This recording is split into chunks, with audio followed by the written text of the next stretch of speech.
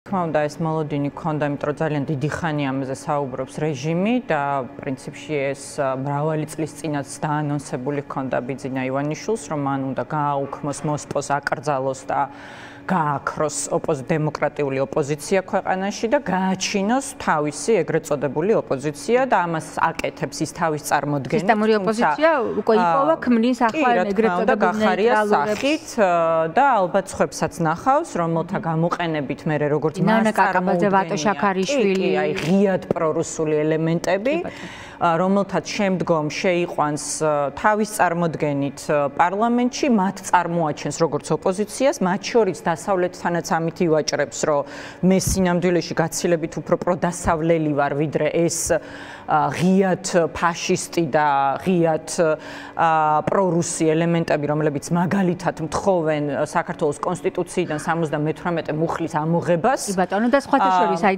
დამასწარეთ ქაბატონთინა, რეფერენდუმზე დაიწყო საუბარი, გოგა ხაინდრავამ, რომელიც ითხოვს ქვეყანაში რეფერენდუმის ჩატარებას 78 მუხლის ამოღებით. აქ ალბათ საინტერესოა პრორუსი ქართველების, მათ შორის მოსკოვში მცხოვრები ადამიანების მოსაზრებები, რომლებიც ურჩევენ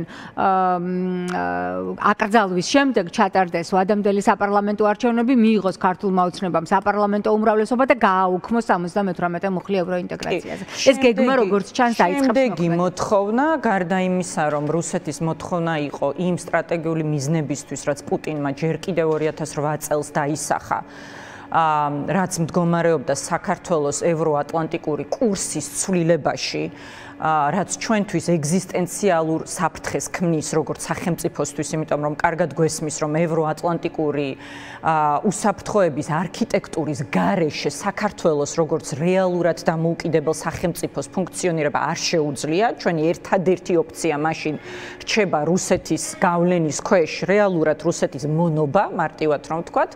ხო, აი ეს მიზანი ქონდა ბიძინა პუტინს, ვლადიმერ პუტინს ჯერ კიდევ 2008 წელს ასაც ვერ მიაღწია და შემდგომ ბიძინა ივანიშვილის გამოყენებით იგივე სტრატეგიულ მიზნებს მიაღწია და ამაზე საუბრობს მთელი მსოფლიო უკვე.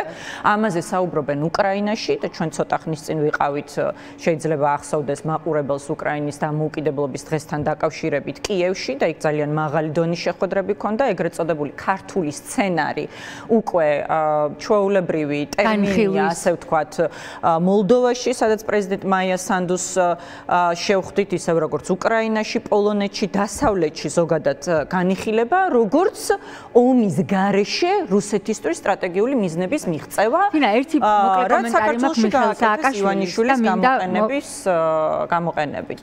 მიხეილ სააკაშვილს ვკითხეთ პარტიების აკრძალვასთან დაკავშირებით, რას ფიქრობს, როგორ შეიძლება გაგრძელდეს პოლიტიკური ცხოვრება საქართველოში ამ ყველაფრის შემდეგ.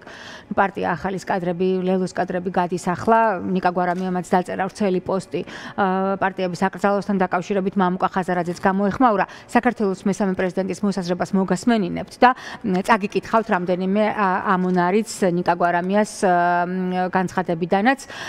ნიკა, რომელმაც თქვა, რომ სურვილი აქვს, რომ წარსდგეს საკონსტიტუციო სასამართლოს წინაშე. ის იურისტია, ადვოკატია და პარალელურად პრეზიდენტ სააკაშვილს გაუჭირდებოდა სამართლებრივი არგუმენტაციით, თუმცა აქ სამართლებრივი მდგენელი ბუნებრივი არ არსებობს, მაგრამ მე ეჭვმეპარება, რომ ამ პრეზიდენტ სააკაშვილს როგორც დამფუძნებელ თავმჯდომარეს, ან ნიკა გვარამიას როგორც თანათავმჯდომარეს, მისცეს რეჟიმმა იმის საშუალება, რომ წარსდნენ საკონსტიტუციო სასამართლოს წინაშე. მე ძალიან დიდი ეჭვმეპარება ამით. ძალიან